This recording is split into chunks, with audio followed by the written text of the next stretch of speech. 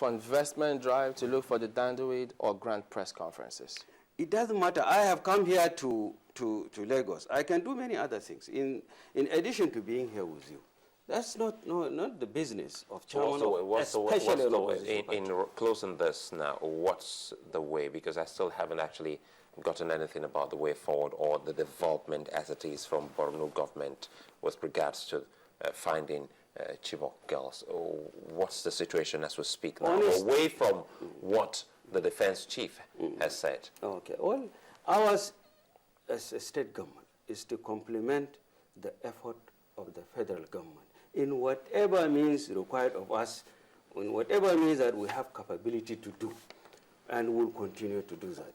It is unfortunate that this abduction took place. We are saddened, we sympathize with parents and Nigerians generally, and it is our hope that the blame game will stop so the leaders, because Mr. President and the Governor of Borno State are leaders in their own right, it is good for them to put heads together for the sake of the girls. Do you think to really see to the end of this tragedy? Ambassador, sorry to interrupt you, but do you see that happening anytime soon? Because from all that you've said and from your stance as well, it doesn't seem that you're on very good terms with the federal government. No, we are in very good terms. My governor pays periodic consultation visits to Mr. President. He does.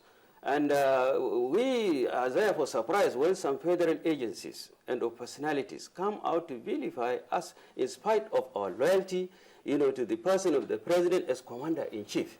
The governor has been reverting to him. He has been visiting him. I have escorted the governor several times to the villa. He will be reporting it from 2011 when he became governor. He went about 20 times to brief the governor. So it's not a question of... Would you say then?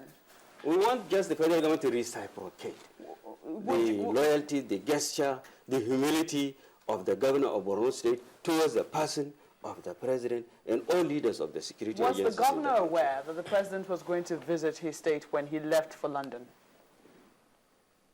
Repeat that question. Was the governor aware that the president was going to visit his state when he left for London? Initially, he was not aware. While he was in London, information came to us that Mr. President will stop over in Maiduguri to Chibok on his way to France. So the governor cut short his visit, and we came back together, and we went to Maiduguri waiting to receive Mr. President, only for the program to be shifted to some other date. I even mentioned to my governor that presidential visit is a very important visit. It involves a lot of logistics. Normally, we always got about 7 days notice of presidential visit. The Reiki team would come 3 days earlier. We would sit down with them, check all the routes the president will visit, all the venues he will be addressing people, and his accommodation, a lot of security requirements. So I said, I'm surprised that Mr. President's visit will be done in such a very short time. It may be imperative. It's good if he does so, but it's going to be very difficult. So when we arrive waiting for Mr. President, we got news that he will not make the journey anymore. And I wasn't surprised that it was shifted because the president's visit needs the security chiefs to be given enough time to really, especially in a place like Borno, Yobe, Adama, you need to really... I'm excited, the implication of all of that, but quite frankly, there's something that I want us to expatiate more, and that is the present situation as we speak with regards to security for the schools, because it's almost the same revelation we got when the First Lady stepped into all of this. We must also commend her, irrespective of what people say. It was when the First Lady spoke to a lot of people, we realized that these schools were left, all the children were left with no security at all. And with this letter that you also wrote to the Commissioner of Police, it has actually buttressed the point or the revelation we got from the First Lady's meeting with some concerned people that, excuse me, that the security, or rather security was not provided for these schools. Presently, as we speak, what is your government doing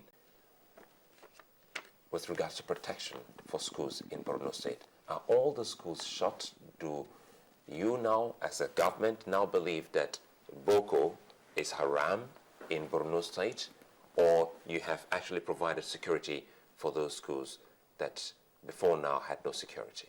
I think this is a national problem which all Nigerians should take collectively. The issue of provision of security is a serious business. I think we need to have recruitment drive, both in the police and the army in Nigeria, because Nigeria is a very big country, and the security demands are so high. So it will be near impossible for the current numerical strength of Nigerian military or police to provide security to each and every school in this country. So there is a need to sit down, first and foremost, finish with this insurgency. The problem now is the insurgency. Let's finish with the insurgency. We're under a state of emergency. And being under a state of emergency, you take all the powers, technically speaking, of everybody, especially the governors. The little that they have is not there because of state of emergency. Let's finish with the insurgency, leave the security, the emergency situation, and then plan. Really sit down to plan recruitment drive with the Nigerian army and Nigerian police and support them practically, financially, and make this budget on paper. The schools, it still hasn't answered my question. The schools in Borno State, are they in session? Which security? Do we have security? No, are they in session, the schools in Borno State? Are they on holiday? No, all the schools are closed in Borno State. Yes. All right, Ambassador, I need you to listen to the comments from the Minister of Information, and I'd like to get your response on this one again. Let's take a look. If you go to the Bring Back the Girl campaign, 90% of those organizing it belong to a political party.